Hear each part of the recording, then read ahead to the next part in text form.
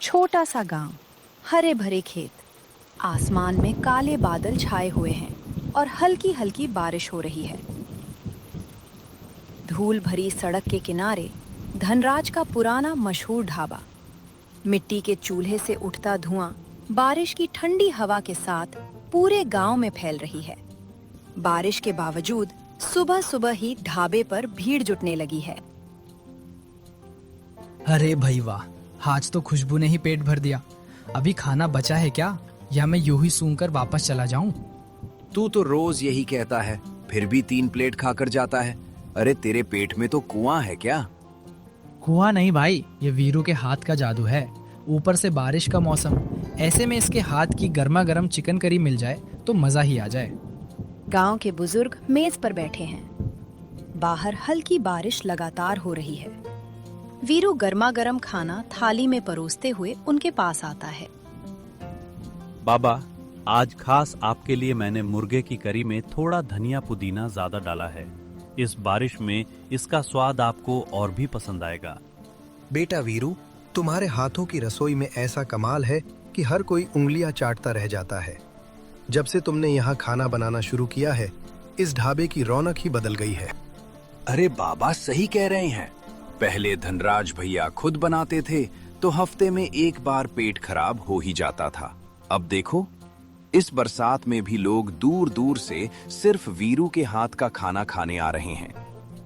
पास खड़े धनराज ये सब सुनकर मुस्कुराने की कोशिश करते हैं, मगर उनके चेहरे पर तनाव साफ झलकता है। बाहर बारिश तेज होने लगती है। ये ढाबा मेरे बाप दादा का है, मेरे नाम से चलता है और तारीफ हो रही है इस नौकर की। ढाबे के अंदर धनराज गुस्से में बर्तन धो रहा है। वीरू अंदर आता है, हाथ में खाली थालियां लिए। चाचा जी, बाहर और लोग आए हैं, कहिए तो चिकन करी और बना दूं? आज तो भीड़ बहुत है। भीड़ तो होगी ही, तुम जो हो यहाँ, मेरा तो नाम भी भूल गए हैं लोग। चाचा जी ऐसा मत कहिए, ये तो आपका ही ढाबा है, आपके ही नाम से चलता है। मैं तो बस आपकी मदद कर रहा हूँ। मदद या मेरी जगह लेने की कोशिश? रोज लोग मेरे सामने ही तुम्हारी तारीफ करते हैं और मैं क्या हूँ यहाँ?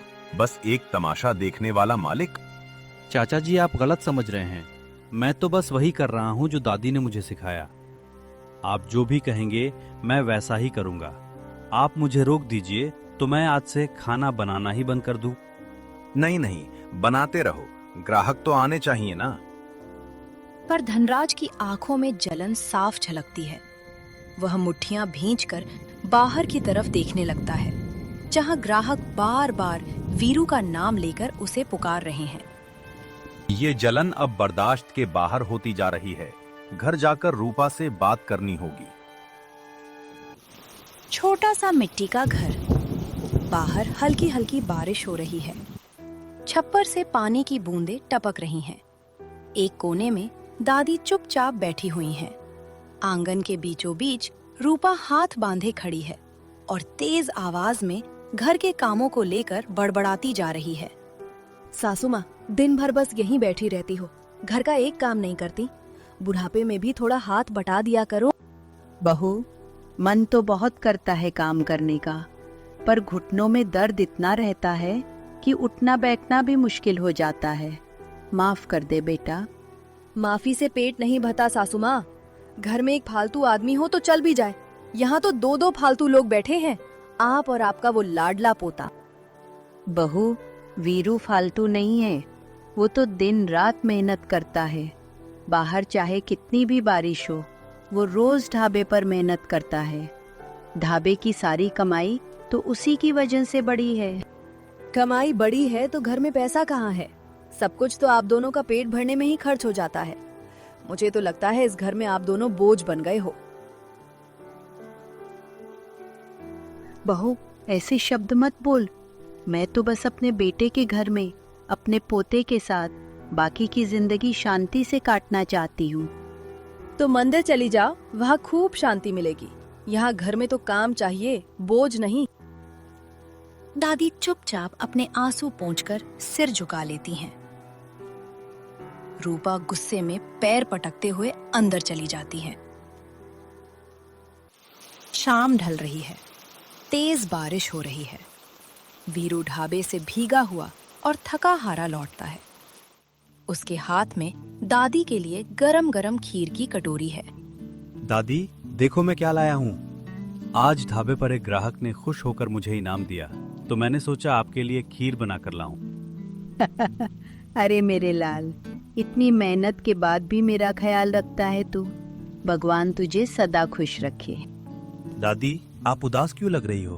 क्या हुआ, बताओ ना मुझे। कुछ नहीं बेटा, बस थोड़ी थकान है। तू खा ले, मुझे भूख नहीं है। रूपा दरवाजे से यह सब देख रही होती है। तुरंत आगे आकर बोलती है, वाह वीरू, कमाई का इनाम खीर पर उड़ा दिया। घर के लिए तो एक पैसा नहीं लाता, बुढ़िया को खीर खिलाने चला है।